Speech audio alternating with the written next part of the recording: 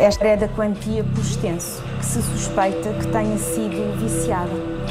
E permitiu diferenciar com sucesso dois tipos de tintas utilizados neste cheque. Cada caso é um caso. Ainda não há caminhos perfeitos. Há aqui umas manchas que me parecem sangue. Ele tem aqui um vestígio muito bom. O retrato robô foi dado à investigação. Surgiram notícias de que poderia ser o indivíduo que depois se veio a verificar. A bota é boa porque ela tem um bom desgaste. Aliás, aqui tem uma zona aqui de maior desgaste, que é coincidente aqui com esta zona. Se for vestígio hemático, e fica no tom rosa.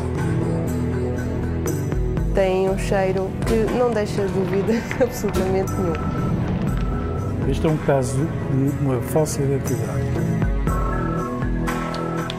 Valorizam o pormenor e o cuidado na recolha, com a certeza que um simples cabelo, uma pegada ou uma ínfima gota de sangue podem remontar o puzzle na procura da verdade.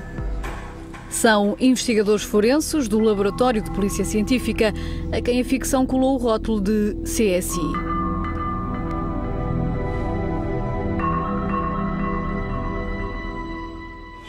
Aqui só nos chega o calçado. Seguir o rastro do crime é uma expressão levada à letra no núcleo de Marcas. Com uma base de dados com mais de 25 mil padrões de calçado, Gonçalo Gonçalves dedica os dias a descodificar o que uma pegada pode contar.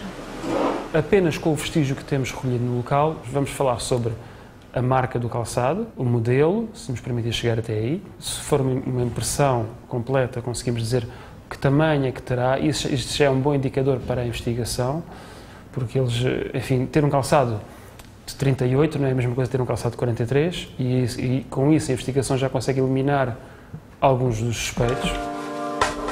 E passo a passo a análise forense traçará pistas que podem ser seguidas pela investigação criminal. Este vestígio foi recolhido pela GNR numa sucateira assaltada. Mais tarde, os militares apanharam um suspeito e querem agora saber se as botas que o presumível assaltante calçava correspondem à pegada encontrada no local do crime.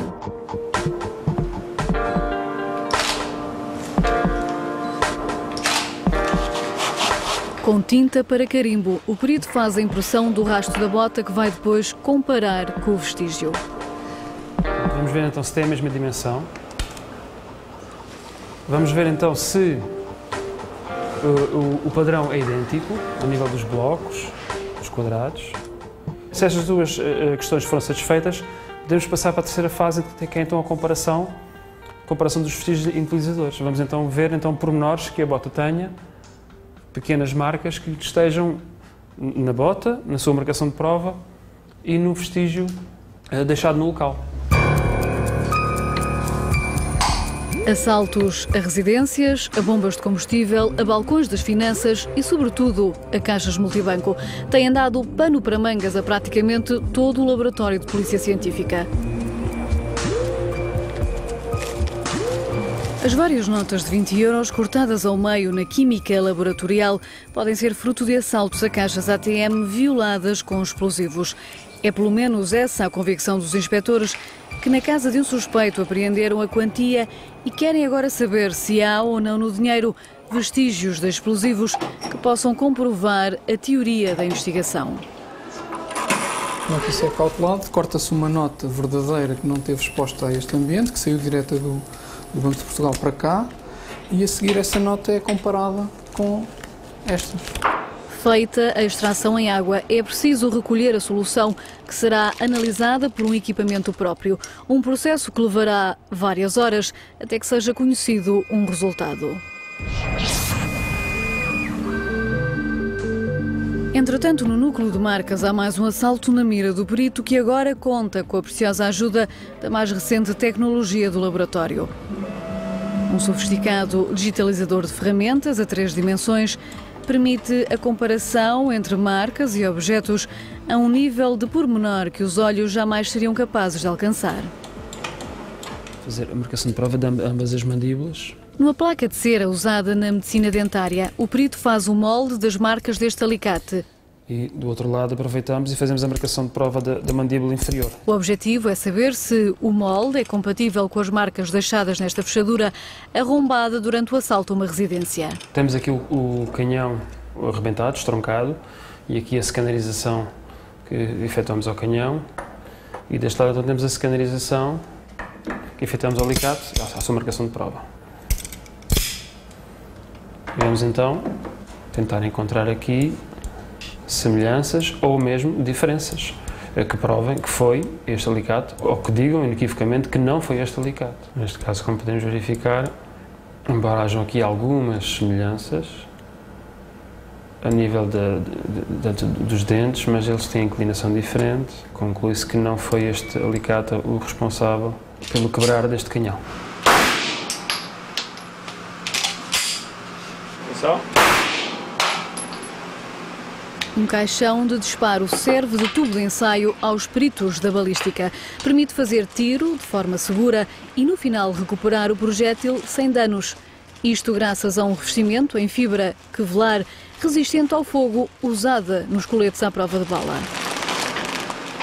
Os disparos são feitos para recolher elementos da arma suspeita e depois podemos comparar esses elementos com elementos suspeitos do local ou para introduzir na base de dados e ver se aquela arma já foi utilizada em alguma ocorrência. À semelhança do que acontece com as impressões digitais, as marcas que uma arma produz durante um disparo são únicas. Ao microscópio é possível comparar dois projéteis ou duas cápsulas e dizer se saíram da mesma arma. É sempre possível, teoricamente, distinguir duas armas, mesmo que sejam idênticas, da mesma marca e modelo, fabricadas até consecutivamente, através dos vestígios que são impressos precisamente nos elementos disparados. Há 12 anos, como perito no Laboratório de Polícia Científica, Mário Goulart já fez milhares de perícias, mas não esquece o crime que saltou para as televisões em março de 2005. 2 polícias foram mortos esta madrugada na Amadora. Os 2 agentes da PSP foram abatidos à porta de um bar.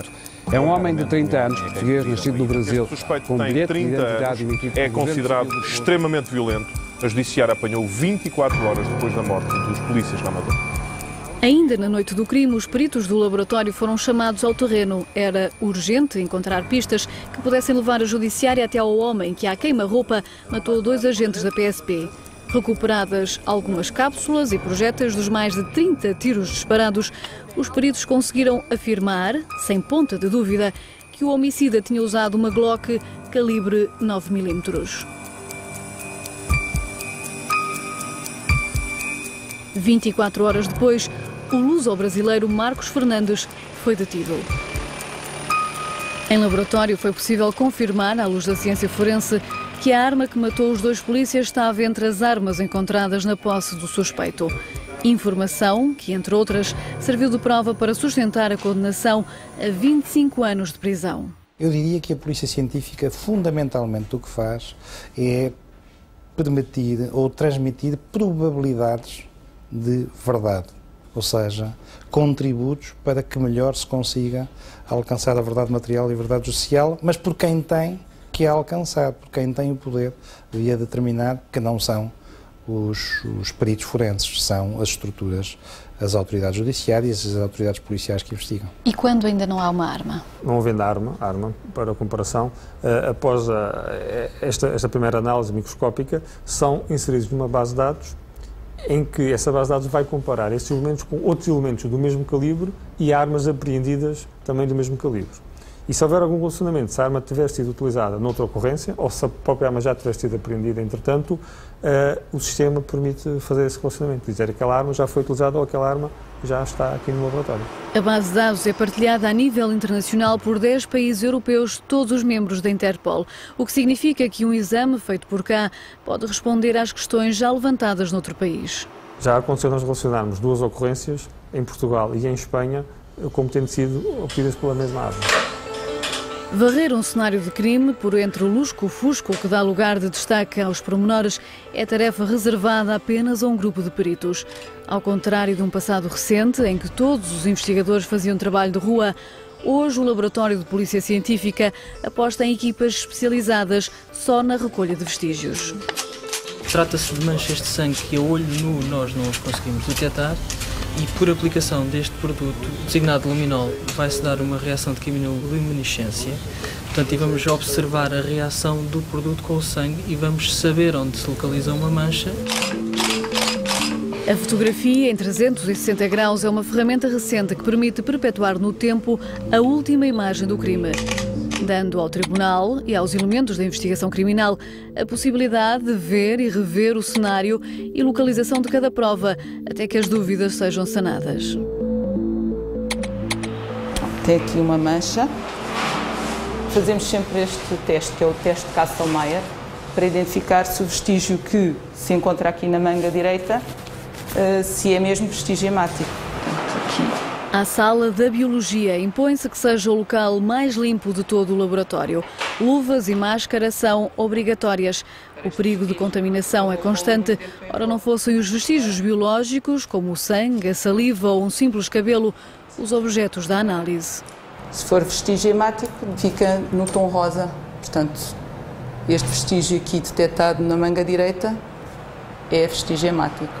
Sangue no casaco de um alegado assaltante que durante um furto se envolveu em confrontos físicos com a vítima pode ser uma prova forte para a investigação, mas só o será se do vestígio for possível traçar um perfil de ADN. Sabemos, numa primeira análise, se será de homem ou de mulher. Por exemplo, no caso de gorros ou de luvas usados em assaltos e têm muitos arguidos, que os vestígios presentes naquele item ou naquele gorro dão identidade com um dos 7 ou 8 que nos apresentam. Sem termo de comparação, ou seja, sem uma segunda amostra de ADN de pessoa conhecida, as linhas coloridas que definem um perfil de nada servem à investigação. Foi precisamente o que aconteceu em novembro de 2012, com um cadáver encontrado enterrado na areia junto à Ria de Aveiro, na Mortosa. As autoridades suspeitam de um homicídio com contornos invulgares. Trata-se de um homem que foi encontrado enterrado numa das margens da Ria de Aveiro e cuja identidade continua por apurar. As autoridades estão perante um homicídio consumado com extrema violência. O corpo estava enterrado superficialmente quando foi descoberto por um jovem. Estava para ver se era homem, se era mulher. Os peritos foram capazes de traçar um perfil de ADN que por si só não levou a qualquer identificação porque o perfil da vítima nunca antes tinha entrado na base de dados. A identidade do homem, de 66 anos, só foi conhecida após a divulgação deste retrato robô. Nós recebemos uma fotografia do rosto do cadáver e, a partir desse rosto, por aproximação, fizemos o retrato robô. Portugal tem desde 2008 uma base de dados de ADN. Por lei, deveriam ser inseridos na plataforma os perfis de todos os condenados a penas iguais ou superiores a 3 anos de prisão. Mas o procedimento requer ordem de um juiz e 5 anos depois há pouco mais de 1.500 amostras, quando poderiam existir à volta de 70.000. Nós podemos, se houver ordem e se houver perfil, enviar para ser inserido. Não podemos nem inserir automaticamente, nem pesquisar. Mas isso limita imenso o trabalho que é feito com esta base de dados? Condiciona.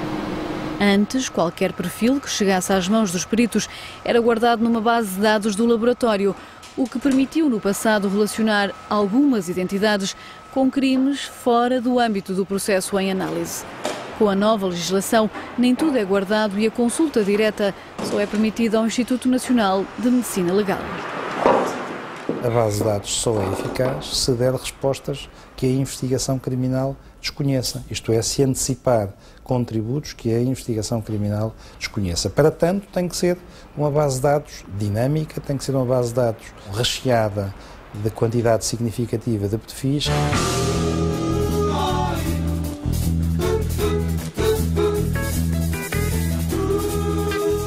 Séries como o CSI tiveram o dom de trazer para a cena mediática um trabalho praticamente anónimo. Mas no pequeno ecrã não há tempo para o tempo que a realidade exige. 25 segundos bastaram ao agente do CSI para descobrir um nome e um rosto. No laboratório de polícia científica, o mesmo processo pode levar entre 3 a 4 horas, sem sucesso garantido.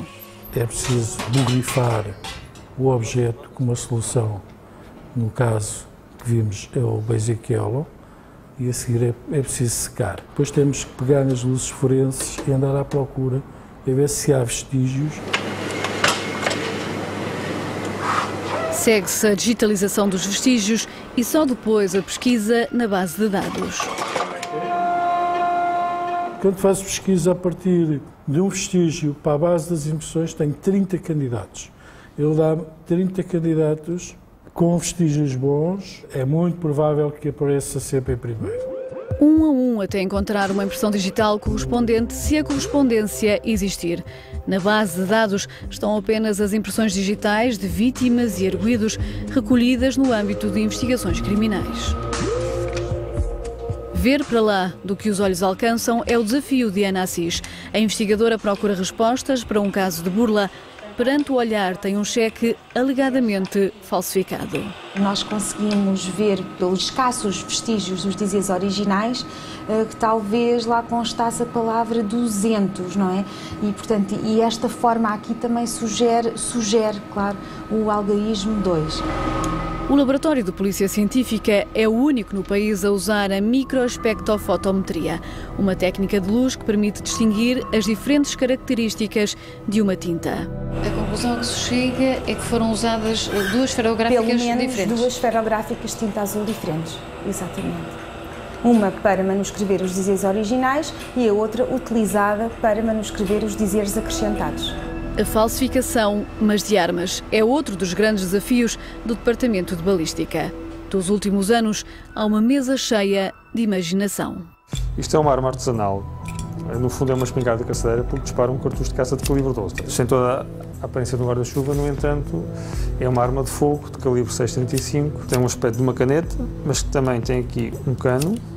Tem colocado um cano aqui na ponta. A munição é colocada no cano, enroscando o cano, a arma fica pronta para disparar. Se ligarmos aqui a arma e carregarmos neste interruptor, vai através aqui deste manobrador, fazendo este movimento, puxando este manobrador para trás e largando, teríamos a deflagração da munição. Vai efetuar uma descarga elétrica. Ao fazer isto, o prego que está aqui na ponta vai funcionar como percutor e vai deflagrar o cartucho de caça que sai. Os bagos saem pelo cano.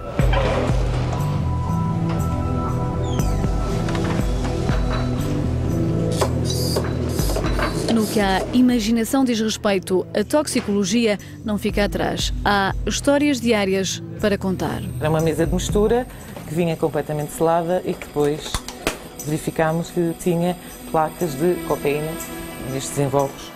Embalada com mais ou menos criatividade, todos os dias chegam doses de droga ao laboratório. Às primeiras horas da manhã, já uma perita da toxicologia desembrulha uma a uma 78 bolotas apreendidas a um suspeito no aeroporto.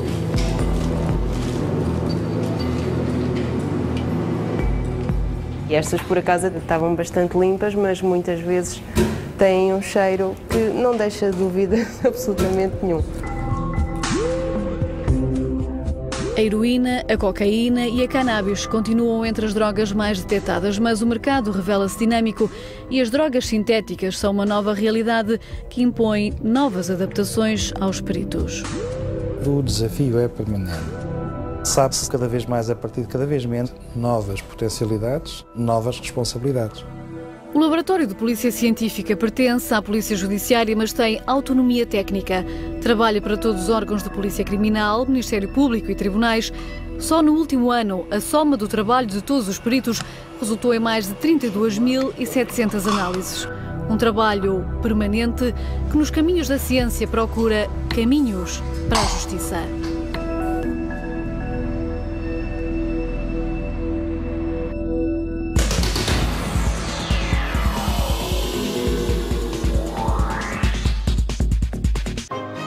Faça contas à vida e poupe o seu dinheiro.